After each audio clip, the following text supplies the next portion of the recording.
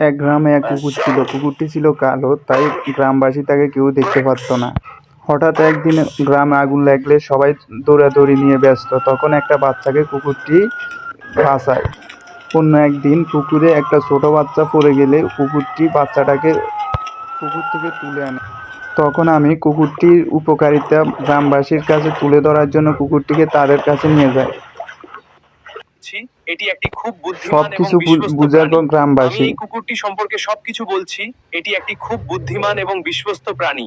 আমি সবাই কুকুর ভালোবাসুন, কুকুর পালন করুন। কুকুর মানুষের উপকার প্রাণী। সবাই কুকুর ভালোবাসুন, কুকুর পালন করুন।